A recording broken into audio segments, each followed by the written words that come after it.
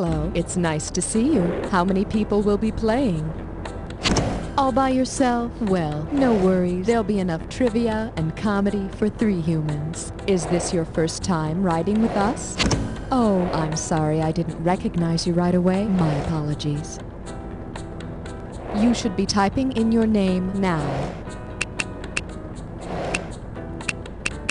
Oh, to you too, Tiger. If you feel like buzzing, use the letter B. These little elevator jumps always end too soon. Oh well, see you at the bottom. It's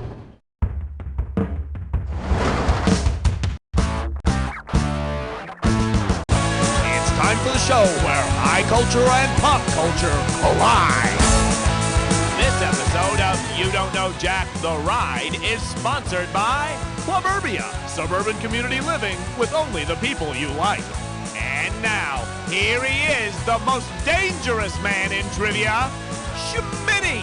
Hey there, how you doing? No, I don't know. What do you want to do today? You want to just hang out at the mall? Okay.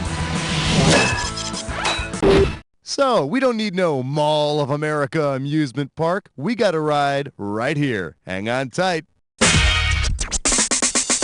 Slap your buzzer and we'll find out how much the next question's gonna be.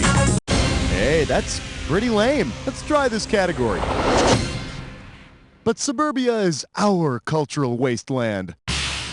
Okay, say you're a mother in the suburbs with 3 screaming kids and no help from your husband. Isn't that always the way? Well, bottle up your anger and imagine this. You send your kids out to play in the cul-de-sac. If you translate the phrase directly into English, what should you say? Go play in the cream of the man. Go play in the long nostril. Go play in the ass of the bag. Or, go play in the old rooster. Sack means bag and cull means bottom, or in slang, ass. But if you're skateboarding, be careful you don't wipe out in the ass of the bag. Hit that buzzer and grab the highest value. Coming at you. Will someone please think of the suburban children? Okay, the census tells us that households in the suburbs have 2 parents, a house, 2 cars, a dog, and 2.5 kids, right? Well, if everyone in town has just half a kid in their family, who is probably in charge? King David, King Solomon, King Arthur, or King Midas? King Solomon is the wise biblical king who's famous for settling a custody battle by suggesting a baby be cut in half so 2 different women could share it. It's a great story, look it up. It's not a real popular custody ruling in the suburbs because, you know, it's tough to get half a kid into a good preschool these days. I want you to hit. This one's called Honey, I Shrunk the Yuppies. Okay, so first there were young urban professionals we called yuppies, right? Then there were buppies, and now we got dinks. Well, if you buy shrinky dinks, what demographic will you be coloring and then shrinking in the oven? Working unwed mothers, unemployed couples with kids, teenagers with driver's licenses, or working couples without kids? DINK is an acronym for double income, no kids. And the shrinky part is a dink's dream. Low-cost plastic surgery. Buzz. It's not a speed bump, it's roadkill. Don't forget, smack that buzzer to grab the item that correctly unites the 2 items on the screen. And don't forget about that bonus round. Okay, it's time to punch it. Famous dolphin and scuba footwear. Where do these items intersect?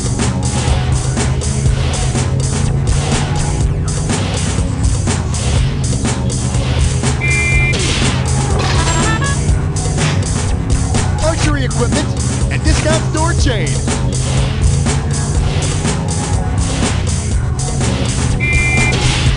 Score. Full speed equals full blank and jousting tournament. Score. Toilet tool and person who dives from tall buildings.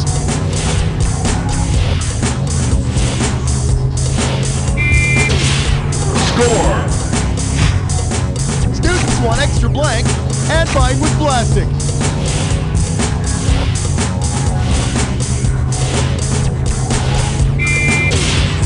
Score. 20 years and get laid.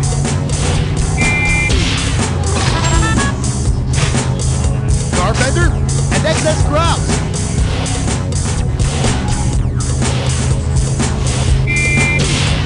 Score. All right, let's go for the bonus. What do all of the correct answers have in common? Are they all sport utility vehicle models, card games, pinball machine turn? You got it. Great. Now, tell me something. Have you heard the term video game? Let go of the 70s. Check out your score there. Make sure everything's in order. And we're moving on. Hit that button. This category is skinny dipping is an exhibition sport. You know, most people think pool hopping is just jumping in and out of some stranger's pool and running off to the next one. But I'm telling you, it takes skill and training, like any sport.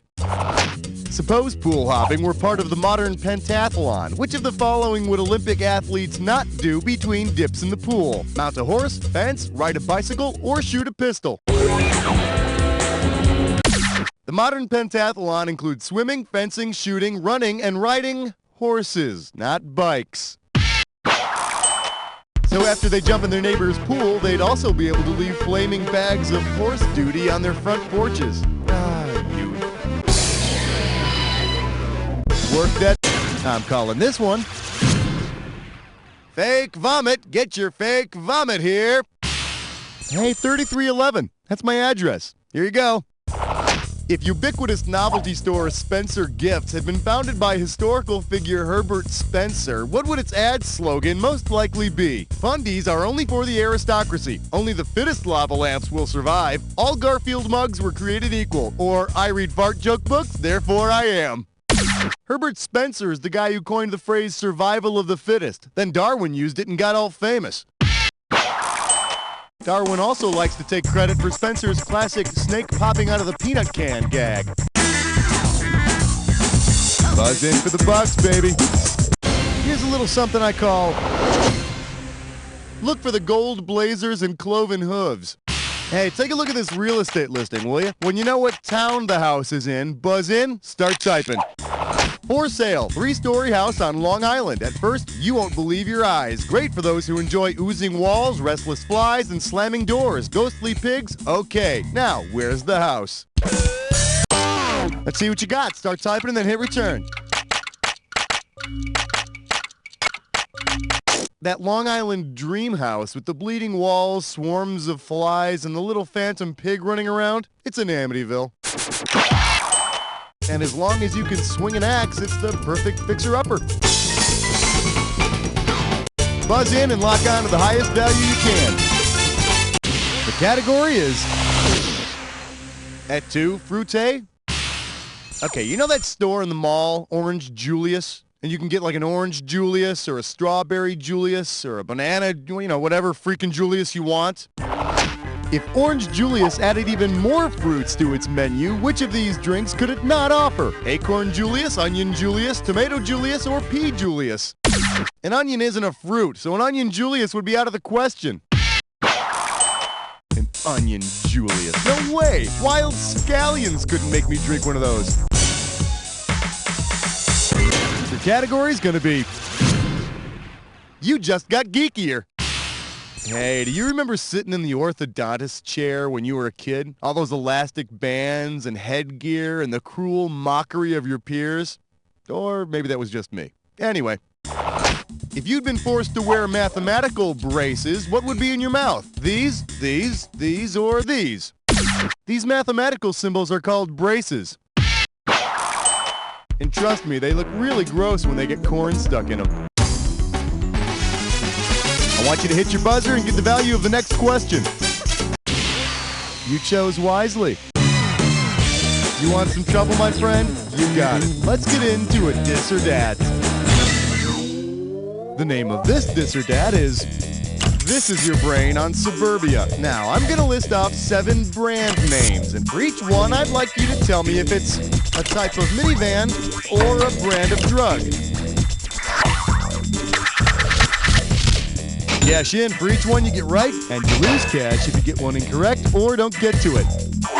You gotta get all 7 of them in 30 seconds. And we're off. Astro, van or drug? Axel. Zola. Silhouette. FXor. Previa. Ativan.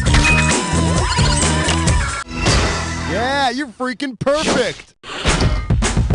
Here's your current score. You feel good about that? Let's keep going. Hit that buzzer and grab the highest value. Up next, roughhousing at the Target. Hey, listen up. We're going to play a little game of darts here. Well, not really. Okay, to keep score, let's say that the bullseye is worth 10 points. The ring around that is worth 9, and moving outwards, each ring is worth 1 less than the one inside it. You got it? How many points would you get for hitting the outermost ring in a Target store logo? 7, 8, 9, or 10? The Target logo has a bullseye and 2 rings. If the score goes down a point for each ring, you got 8 points. Nice shooting, Tex. That'll really come in handy when you're out throwing big gulps at neighborhood children. Slap your buzzer and we'll find out how much the next question's gonna be. Here's a little something I call... You say acid wash, I say frosted denim. Okay, you remember how acid wash jeans used to be all the rage? All right then.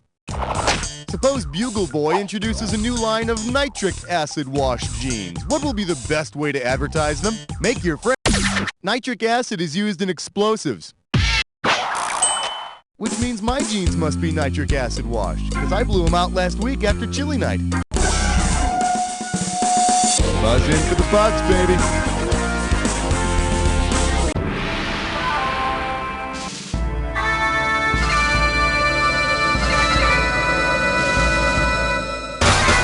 Some clues are a brush off, and, well, some clues are like this one.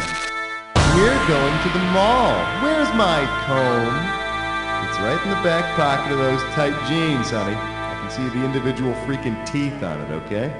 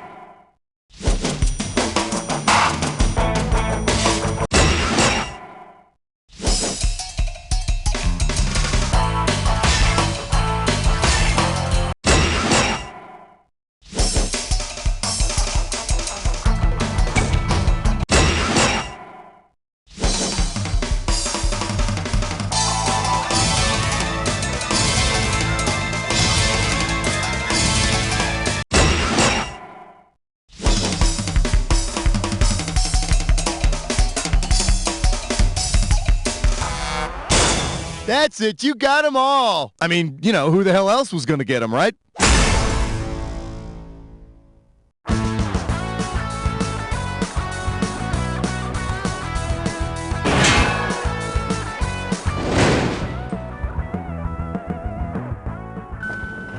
Hey, what's the matter, Jimbo? I couldn't afford to keep my cell phone. Now driving without being on the phone feels weird. Have to pay attention to the road, huh? Yeah. Try this. What's in the bag? It's a cell phone substitute. Put it on.